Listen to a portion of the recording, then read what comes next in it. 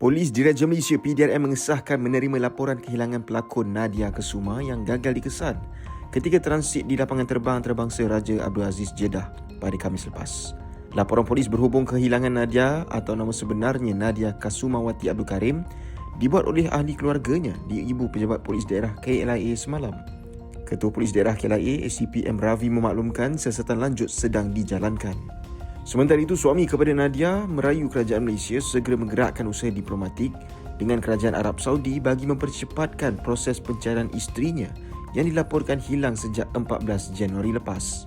Profesor Dr. Muhammad Kamarul Kabilan Abdullah, 57 tahun berkata, kehilangan isterinya kini memasuki hari keempat dan masih kekal menjadi misteri.